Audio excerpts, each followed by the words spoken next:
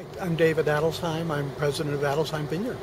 And David, you're celebrating 40 years. That's a long time in this business. How did you get started? Well, I think getting started back in 1971 was probably naive and relatively simple. We bought a 19-acre piece of ground and built a house there and started planting vines there. In 1971, naivete went a long way, and we had none of the experiences that we maybe should have had to launch an immediately successful wine brand, but it kind of fit with where Oregon was, which was very unknown, and we were part of the founding group of people that helped build the relationship between Pinot Noir and the Willamette Valley, and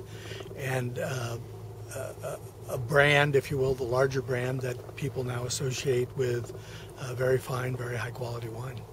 Who else was in the business when you started? I mean, it's just a small handful. Just a small handful. Certainly the Letts, and I'm talking just in the Willamette Valley, the Letts, the Eraths, the Ponzis, Sokol Blosser, and we started about the same time. Elk Cove actually planted a year or two after us, but made wine a little bit before us. The Curries, so those four were Ponzi, Erath, Irie, and Curry were the first four wineries in the North Willamette Valley. We hear famous stories about basically the entire Oregon wine industry back then meeting at Nick's and kind of planning out the future. Well, it was even before Nick's. I mean, I remember us all sitting around Bill Blosser's rented house dining room table, and in essence having all the industry in a small dining room. Wow. So, and it was certainly continued on at Nick's and elsewhere. But I think the point was that we had to imagine an industry out of thin air, and it certainly took a lot of creativity in the beginning because there wasn't much physically present at the beginning other than some grapevines and the beginnings of wineries. You've seen this whole industry basically since almost the beginning. Mm-hmm. And can you touch on a couple of maybe the turning points or the tipping points that made Oregon wine what it is today? Well, to me, it wasn't like there was something that suddenly changed like that. I think there have been a succession of internal events and external events. Some of the internal events that people maybe didn't see at the time that had importance were things like the labeling laws that went through in '77 that set a much higher standard than federal laws. The land use laws in '72 that required that the entire state be planned and zoned. And our response in Yamhill County that allowed us to set aside all the hillsides, in essence, for the future growth of vineyards. Those are kind of internal things that were quite important. Some of the external things were probably the Irie two contests in France, first in Paris and then in Burgundy, in which their 75 South Block did very well against Burgundies, placing in the second one only second, a couple of decimal points behind 59 Chambon-Musigny. Right. But things like that, the first IPNC in 1987 that started bringing people from around the country and eventually beyond that around the world to Oregon, ostensibly to see Pinot Noirs from all over the world, but many people left realizing for the first time what great wines were being made in Oregon. Then Oregon Pinot Camp that brought the trade here, our ability to attract the Drouhans in '87, and the influx of other monies from other places that have built a great infrastructure in the North Willamette Valley. So it's that combination of outside and inside things that I think have continually, if not a smooth curve, but continually raised that curve up and made the industry stronger and stronger. And with Adelsheim, tell me about who your crew is, and I mean, who's making your wine, and, right. and some of the really important people here. Right.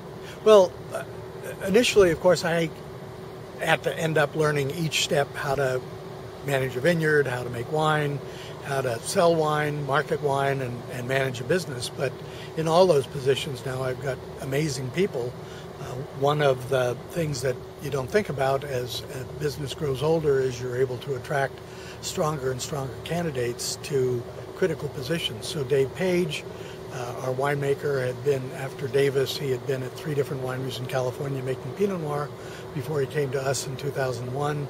His assistant winemaker, Gina Hennon, worked for Intel as a chemist, and so has a tremendous technical background, and basically wanted to get into a much more creative activity, and so joined us, I think in 2006. Chad Vargas, our vineyard manager, worked for Kendall Jackson and managed 1,500 acres in Napa and Sonoma counties, or not managed, but did the viticulture work for Kendall Jackson, and wanted to move up to the Portland area, and we were able to take advantage of him, or take advantage of his past, and add him to be our vineyard manager. We've recently hired a grower relations person to help us have much more professional relationships with the people from whom we buy grapes. And Jeff Hall came to us after getting a master's degree at Washington State in viticulture and working both in Tasmania and before that in Italy. So it's those kinds of people on the production side, and then our tasting room people, our national sales people, Catherine Douglas, our marketing person, who came to us after spending 4 years in Central Otago and working on Pinot Noir in New Zealand, came back to the States with her Kiwi husband, wanting to get back onto the West Coast, and we luck into having this incredible array of people that do a far better job because they can focus fully on it, and they have an incredible background of doing this kind of thing elsewhere before they come to us. What's the size of Adelsheim now? We're at this point about 40,000 cases, and we'll slowly grow to probably closer to 50, but we don't envision a lot of growth. Most of what we envision is moving more and more of our brand into the upper tier. With this kind of talent, we're able to make far better wines than we used to be able to make, even from the same vineyards, through a combination of, yes, stuff that happens in the winery, but perhaps even more important, better focus in the vineyard and taking blocks that made so-so wine into making excellent wines that can be used as part of a single vineyard, for instance. And now that we're able to make these and actually able to sell them, now we need to focus on moving the brand in that direction. All right. You got some beautiful vineyards here. How many acres of vineyards do you have? Well, the winery now manages 232 acres of vineyards in 13 different locations. 10 of them are in the Chehalem Mountains that are behind us. One is in Yamhill Carlton, and 2 are in Eola Amity Hills. All right. Well, David, thanks for your time. Oh, you bet. Thanks for coming over to help us talk about the 40th anniversary. All right.